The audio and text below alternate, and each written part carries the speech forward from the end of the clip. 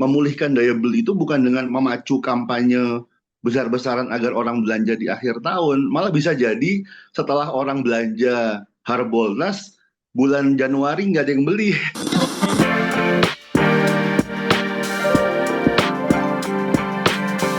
Hai sahabat TCID, kalian sedang mendengarkan podcast Suara Akademia. Ngobrol seru isu terkini bareng akademisi.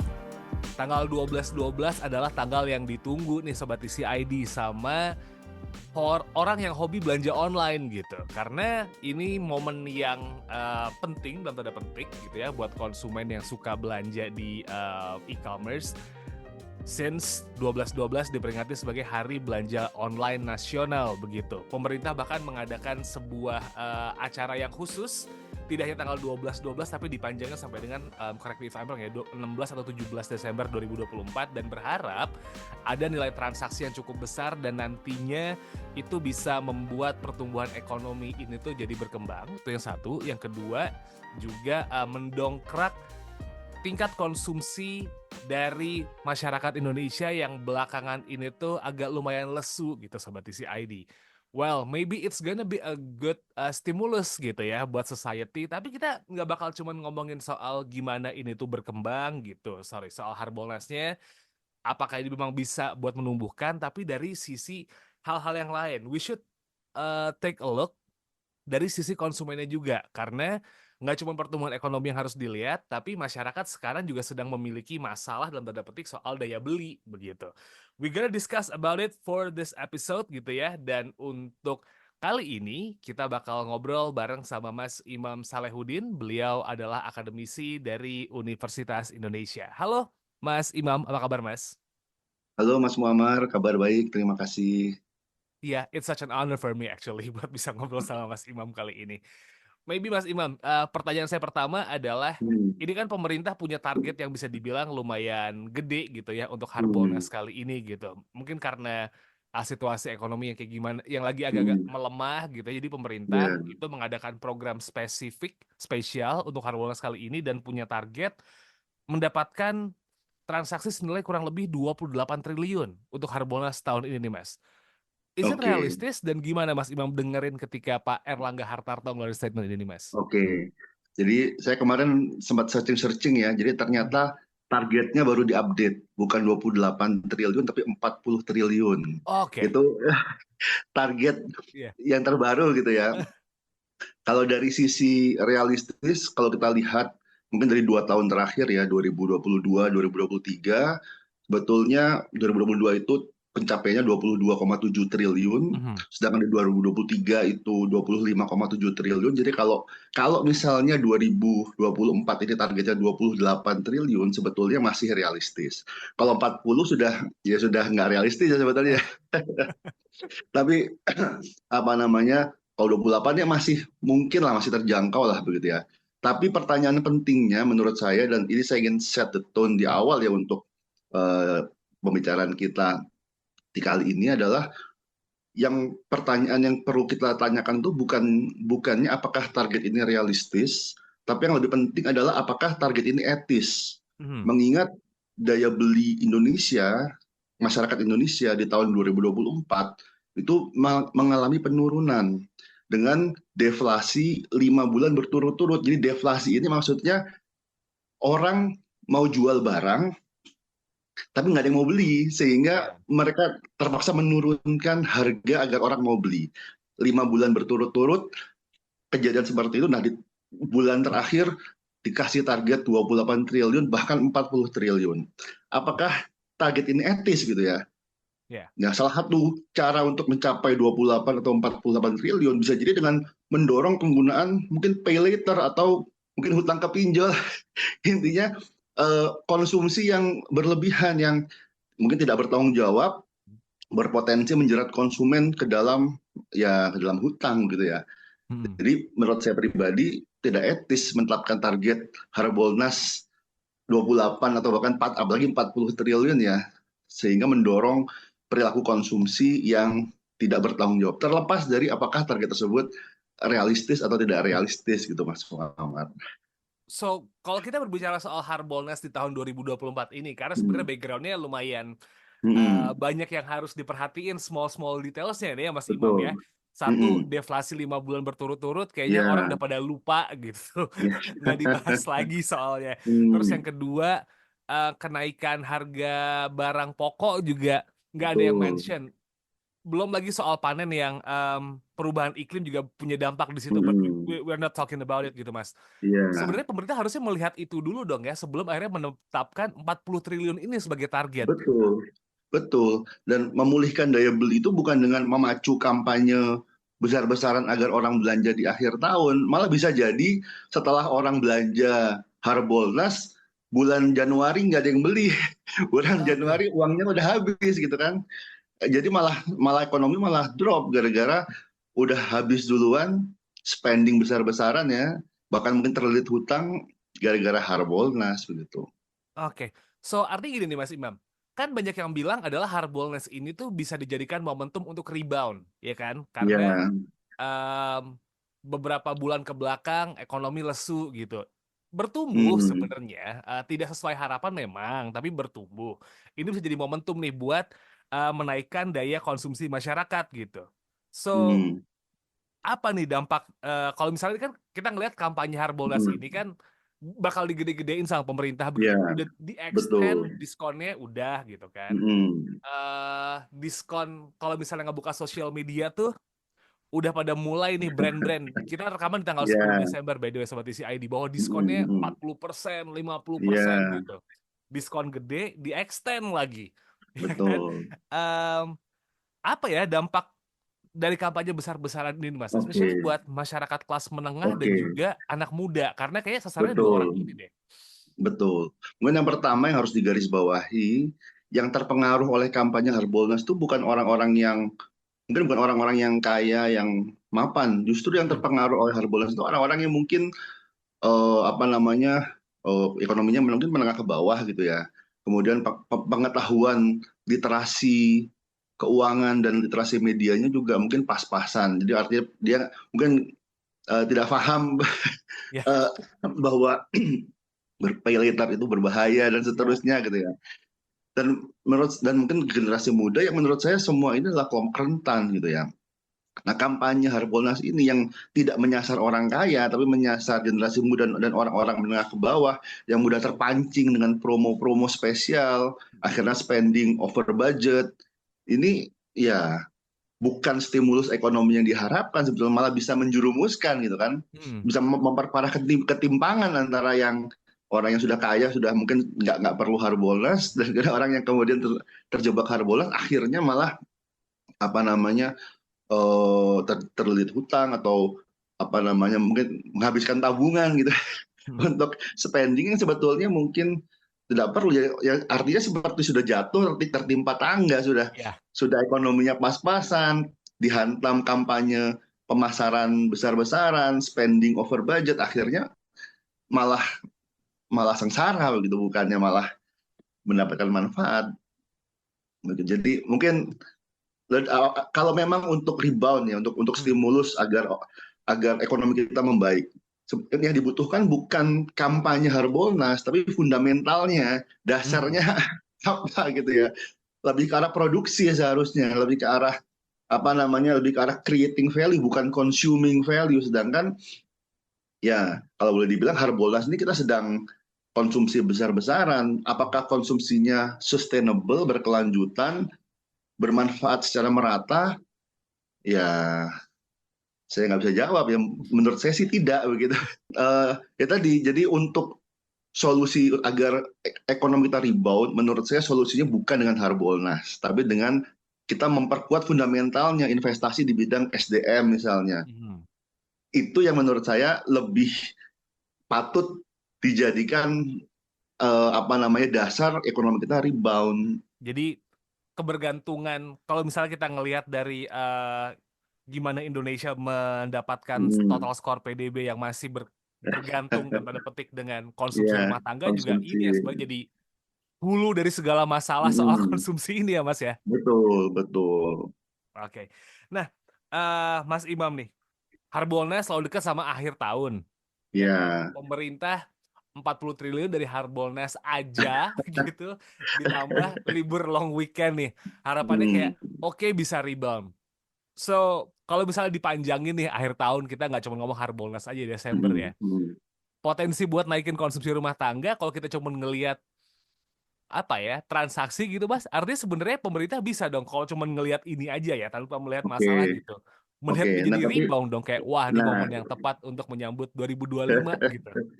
nah, kita kembali lagi ke tadi, siapa sih yang terpengaruh oleh Harbolnas ini terus terang kan Hmm, tidak merata gitu ya. ya. Ada orang-orang yang rentan, mungkin memiliki kendali diri yang lemah, pemahaman literasi media dan literasi keuangan yang pas-pasan tadi. Jadi orang-orang yang memang sebetulnya eh, ya mungkin tidak mampu atau tidak punya daya beli yang cukup untuk spending di Harbolnas. Ya. Kelompok ini lebih mudah terpengaruh oleh kampanye Harbolnas dibandingkan orang-orang yang mungkin sudah kaya, Ya. sudah mungkin berpendidikan tinggi, sehingga mereka lebih mampu mengolah keuangannya. Hmm, Di sisi lain, Harbolnas ini sebenarnya siapa sih yang diperkaya? Bukan ya. masyarakat, bukan seller-seller, yang lebih banyak adalah pemilik platform belanja online, Hmm, pinjol, pay later, itu logistik, perusahaan bisnis logistik. ya. Jadi memperkaya orang yang sudah kaya, sedangkan Hmm, apalagi mungkin barang-barang impor ya, jadi importir. Sedangkan UMKM, kemudian apa namanya, menurut saya nggak terlalu besar dampaknya ke situ gitu. Kalau memang kita mau bicara dampak ekonominya ya, ya. yang spending orang-orang yang mungkin harusnya mereka yang saving gitu ya, malah spending, kemudian manfaat ekonominya lebih banyak di, diserap oleh big business gitu ya, Hmm, sehingga saya tidak melihat kampanye di level UMKM gitu ya, yang Harbolnas ini seharusnya untuk UMKM lokal apalagi ya, hmm, hmm. yang ada malah kebanyakan ya produk impor, sehingga ya kita ya buang-buang uang. Seakan-akan ekonomi kita tumbuh gitu ya, tapi Ya. nggak benar. Apakah benar-benar tumbuh kalau devisa kita diserap untuk belanja barang-barang impor? Menurut saya tidak begitu. Ya.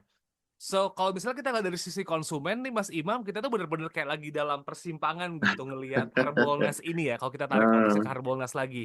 Ini antara mm-mm. peluang atau jebakan konsumen begitu. Karena kalau Ya, ditarik ke demografi memang kelas atas yang ayem-ayem aja mm, sih nggak sebesar itu ya kan yang punya uang tabungan let's say kita mm, ngomong jumlah aman di Indonesia punya ya, tabungan tuh adalah 100 juta juga nggak nyampe disposable income gitu ya.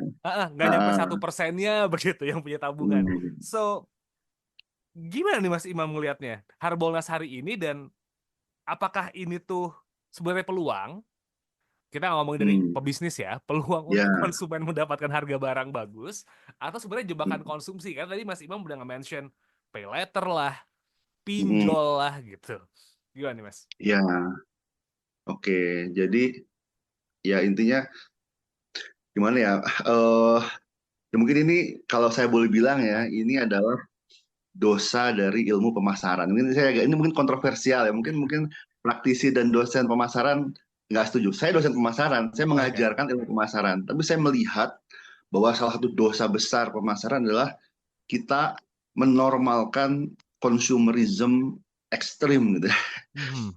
Semua konsum kita apa namanya, yang penting orang beli, yang penting kita mengkonsumsi.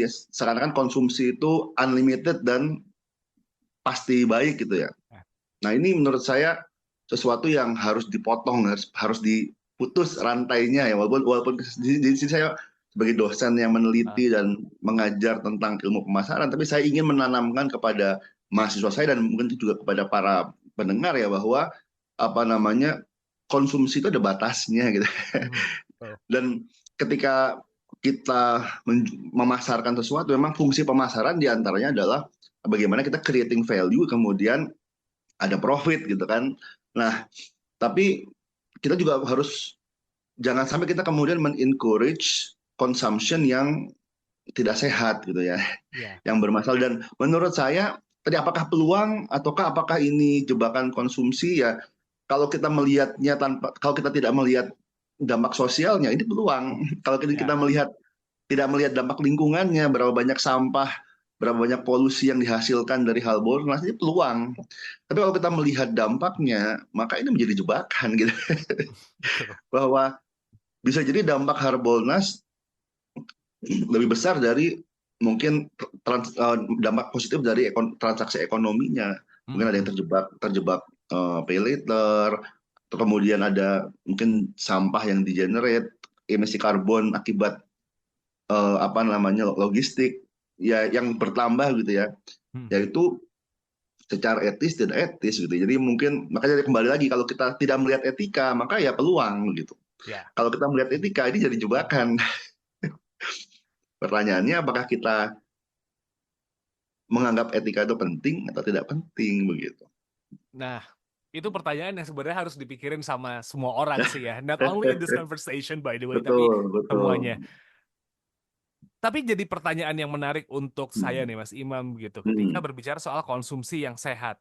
Bisa di-define nggak sih Mas Imam gitu, konsumsi yang sehat Ya, kayak gimana sih? Karena banyak yang beranggapan bahwa kalau saya nggak ngutang atau saya masih bisa bayar pay later-nya bulan depan pas gajian, itu masih sehat kok begitu. Atau oke. kayak dicicil 6 bulan, gaji saya kepotong cuma 20% masih sehat kok gitu. Oke. Kita sering mencari alibi-alibi Ya, soal betul, gimana cara itu betul. sehat apa enggak nih. But if we have to Ya. define konsumsi yang sehat itu sebenarnya gimana sih Mas?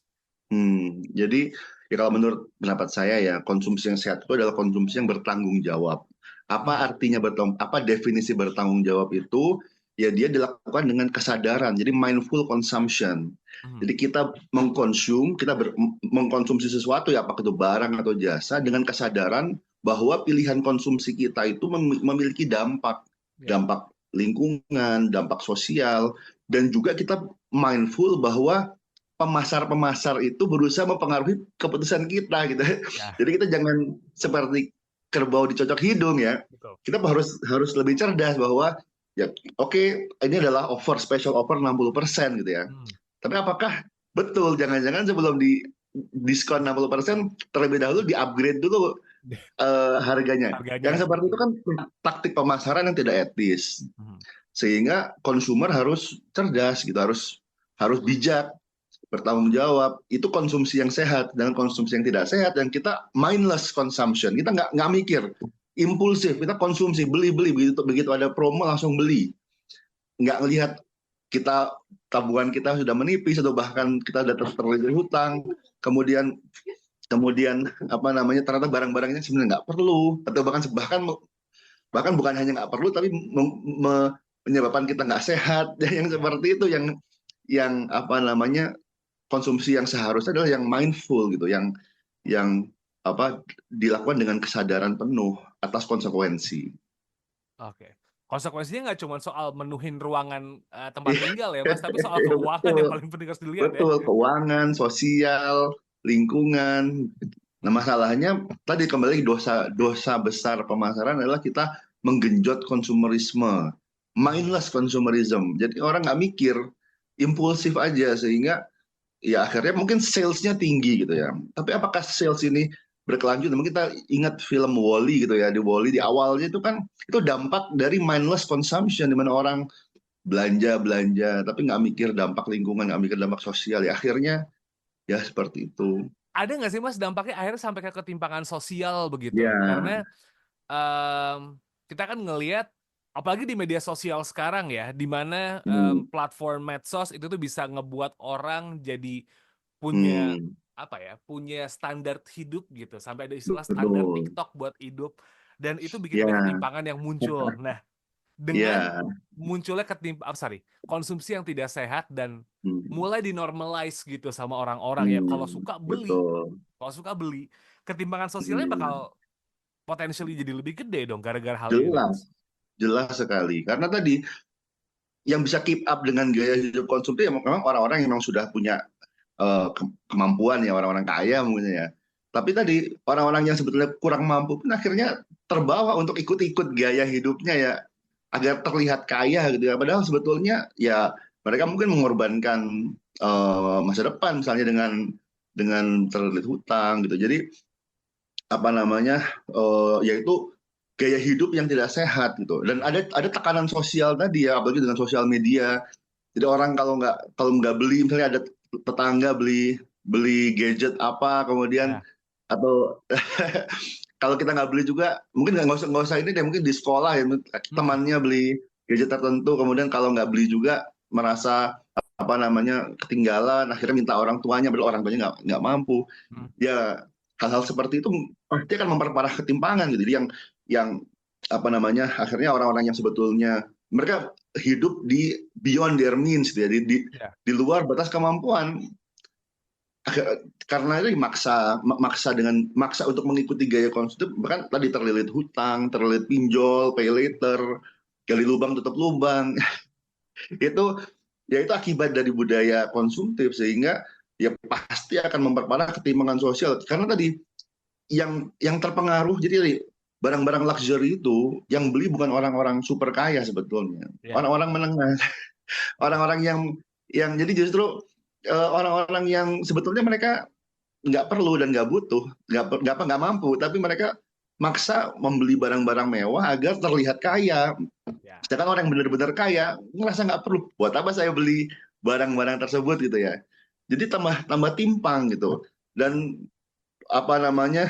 eh itu di pemasarannya itu menyasar orang-orang rentan. Jadi sehingga tadi karena ada kerentanan tadi, ada orang yang kebal gitu ya. Mungkin dia punya kendali diri yang tinggi, punya pemahaman literasi apa pemahaman keuangan dan media yang kuat, sehingga dia tahu ini bohongin saya, iklan ini bohongin saya, nggak ikut. Tapi ketika tadi ada orang-orang yang kendali dirinya lemah, kemudian pemahamannya juga lemah, gampang termakan iklan, ya akhirnya akan ada ketimpangan sosial begitu.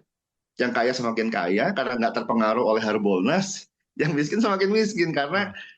spending Harbolnas habis untuk hal-hal yang nggak perlu, akhirnya nggak bisa nabung buat sekolah misalnya, Ya. karena putus sekolah, terlilit hutang yang seperti itu. Ya pasti dampak dari budaya konsumtif, dan Harbolnas ini kalau boleh dibilang ya mengkapitalisasi dari budaya konsumtif tersebut dengan harapan menstimulus ekonomi. Mhm. Nah, Ini jadi saya nggak pertanyaan setuju saya nih, deh. Mas. Agak lumayan dalam karena kalau kita Hmm, ngelihat in a surface, oh iya perayaan hari belanja online karena hmm, banyak UMKM yang going online, kasih ya, banyak diskon, that's it gitu. hmm, Padahal kalau kita ya, mau nyelam lumayan dalam, there's a lot of problems gitu yang hmm, bisa dikulik di Harbolnas ini supaya akhirnya baik gitu. Nah, Mas Imam, pertanyaan saya adalah ketika kita udah ngeliat dari dua sisi gitu ya, dari hmm, perayaan momentumnya bahwa pemerintah hmm, jangan cuman bergantung pada konsumsi dan masyarakat, kalaupun belanja juga mindful gitu, jangan cuman asal spending dar der dor ngeluarin hmm, duit. Eh, ada nggak ya hmm, cara untuk merancang Harbolnas ini hmm. supaya akhirnya tetap mendukung tujuan atau cita-cita pemerintah supaya akhirnya bisa masuk ke fase rebound, tapi juga etis nih Mas untuk konsumennya tetap bisa belanja Hmm, mindful gitu. oke, oke. Nah, kalau untuk eliminating the negative effect, ya sama sekali tidak ada negatif efeknya, kayak menurut saya tidak bisa, karena by design Harbolnas ini menggenjot konsumsi yang tidak perlu, sehingga Ya. ya untuk menghilangkan 100% dampak buruknya nggak bisa. Tapi kalau diminimalisir ya artinya bagaimana kita memitigasi dampaknya agar nggak parah-parah amat, ya jelas masih bisa. Misalnya memfokuskan pada kampanye produk-produk yang ramah lingkungan, untuk kemudian jadi artinya ketika orang beli, yang dibeli adalah produk yang memang eh, tidak berdampak lingkungan yang parah begitu ya. Ya. Walaupun sebenarnya kalau namanya konsumsi ya, meskipun ramah lingkungan, kita beli 10, kita beli lebih dari kebutuhan kita, ya tidak etis juga, tidak ramah lingkungan juga begitu. Atau kita membeli produk-produk yang memberdayakan UMKM lokal tadi, memeratakan pendapatan ya. Jangan beli dari produk impor, jangan beli dari apa namanya, dari yang apa namanya, yang ya mungkin yang big corporation ya, bahkan nggak usah belanja online, kita belanja di warung aja mungkin. Ya. Itu lebih, jadi menurut saya itu lebih berdampak Iya. ekonomi yang bagus. Kalau memang mau spending money menghidupkan ekonomi, nggak usah online deh, kita belanja yang lokal aja, kita belanja di misalnya warung warung dekat rumah, Ya. ya itu lebih lebih bermanfaat secara ekonomi dan lebih sedikit dampak lingkungannya, dampak lingkungannya dibandingkan kita eh, tadi online gitu. Ya. Oke, jadi intinya adalah lebih ke ya pemerintah harus melihat gimana caranya untuk rebound ini tidak cuma hanya ngedorong konsumsi dan masyarakat Ya, itu di mm, apa ya, mulai belajar gitu semuanya gitu. Bahkan saya juga harus mm. belajar sih bagaimana caranya untuk jadi Ya, mindful consumers eh, gitu ya. tapi tidak akan mungkin bisa menghilangkan dampak negatif dari harbol karena in the end mereka tetap mendorong konsumsi berlebih, tetap Hmm. memungkinkan, tetap menjerumuskan orang kepada hutang. Misalnya kalau misalnya dia nggak mampu karena dia belanja ya menghasilkan sampah. Jadi ya menurut saya tidak bisa merubah Harbolnas menjadi sesuatu yang etis. Ya paling kita bisa mengurangi dampak negatifnya. Oke. Tapi nggak, ya kalau menurut saya pribadi Harbolnas ini ya lebih ke arah marketing campaign yang Ya. ya tadi tidak bermanfaat secara ekonomi sebetulnya, tidak Berarti bermanfaat sebenarnya besar gitu ya. jadi cuman gong gitu ya, karena Mas Imam kalau kita ngelihat sekarang setiap tanggal kembar selalu ada diskon gitu. Jadi Ya kayak betul. Jadi apa namanya? Jadi artifisial gitu, ah, artifisial bohongan gitu. Jadi bukan bohongan, tapi ya tidak alamiah, tidak organik. ya, Ekonominya tidak, pertumbuhan ekonominya tidak organik. Kalau kita memang mau mencapai kesejahteraan ya, bukan cuma pertumbuhan ekonomi, kita mau kesejahteraan masyarakat. Kita nggak bisa mengandalkan kegiatan ekonomi yang artifisial yang tadi yang di-boost dengan promo-promo ya. Kita harus ada fundamental yang kuat, kemudian ada pemerataan faktor-faktor produksi. Nah, itu baru yang bisa menstimulus perekonomian Indonesia secara organik begitu. oke. Jadi tidak hanya berharap kalau kita berbicara proyeksi jangka panjang gitu, tidak hanya berharap Hmm. tingkat konsumsi yang stabil cenderung naik, tapi juga Hmm. sektor produksi dikuatin yang nanti akhirnya Betul. menyerap tenaga kerja, ya kan Mas? Ya, Kayak gitu-gitu ya yang mau harus dipikirin ya. betul, betul. Tapi ya meskipun ini kita produksi juga ya harus beretika juga, harus mindful juga. Jadi baik production maupun consumption dua-duanya harus mindful, harus bertanggung jawab. Karena in the end semua proses itu menghabiskan sumber daya yang terbatas. Iya, Sumber daya alam kita ini terbatas gitu. Jadi kalau kita genjot produksi, kalau ekonomi kita mengandalkan faktor produksi yang terbatas, nggak akan sustainable. iya, Katakanlah tercapai 8% misalnya. Mungkin 1-2 tahun tercapai 8%, setelah itu akan drop ya, karena overdrive tadi. Sumber daya alam sudah dikeruk untuk mencapai 8%. Setelah itu so what? Setelah itu what's next gitu. iya. Maksud saya generasi mendatang kita ngapain, apa yang bisa dilakukan, dia pasti akan mengalami penurunan kesejahteraan begitu kan. Oke. Jadi Hmm, ya jadi ya begitu. hmm. Kita nggak bisa mengandalkan konsumsi, kita nggak bisa mengandalkan produksi dari yang eh, sumber daya terbatas. Kita perlu apa namanya ekonomi yang renewable, yang keterbarukan begitu. So, Mas Imam, artinya memang kalau kita berbicara Harbolnas again ya, di Mm-mm. surface mungkin ini jadi kayak semacam acara momentum yang tepat, tapi sebenarnya we Mm-mm. should think about it deeper gitu untuk melihat ini adalah punya Ya, potensi, sorry, event yang punya potensi untuk nge-rebound ekonomi. Harus betul. dilihat dalam-dalamannya, konsumen juga harus melihat kapasitas mereka buat belanja seperti apa, dan Ya, ya banyak implikasi yang ke belakang-belakangnya kayak domino effect itu emang harus mm-mm. dipikirin ya Mas Imam ya. Ya, exactly. Dan kita Oke. nggak boleh mindless consumption yang kita nggak mikir atas apa konsekuensi dari perilaku kita. Itu resep resep dari bencana. kita kita hanya berpikir jangka pendek, kenikmatan sesaat, nggak Mhm. memikir konsekuensi ya. Kita nggak akan tumbuh sebagai individu, sebagai masyarakat, apalagi sebagai sebuah negara. Begitu. Iya, Jadi iya. itu yang harus ditanamkan nilai-nilai apa namanya berpikir panjang ya. Ya, betul. Well, anyway, kita udah hampir masuk di fase Mm, end of the road nih, mm, Mas Imam. Mungkin ada lagi yang pengen disampaikan kah? Especially soal mindful consumption nih, Mas. Uh, mm. kita nggak usah ngomong jauh-jauh yang lagi dengerin deh Iya, ya. Saya iya. pun juga kadang-kadang masih nggak mindful banget ngelihat wah mumpung murah nih kayak beli deh. Iya, Pas nyampe tiba-tiba buat apa ya gitu. Mungkin betul. ujung-ujungnya dijual lagi gitu kayak Nah, banting harga jadi rugi. Mas Imam, ada pengen disampaikan kah? Especially soal momentum Harbolnas ini nih Mas. oke, oke. Apa ya yang ingin ya ya kalau dari saya, sekali lagi saya dosen pemasaran, tapi saya mulai terbuka ya mata saya bahwa banyak sekali dosa-dosa pemasaran yang kemudian menciptakan konsumerisme yang mindless. Termasuk Harbolnas ini adalah Ya. ciptaan orang pemasaran sepertinya gitu ya. Ya. Nggak mungkin orang keuangan menciptakan Harbolnas, sepertinya ini dari orang pemasaran gitu. Jadi ini ya bisa dikatakan salah satu dosa gitu yang.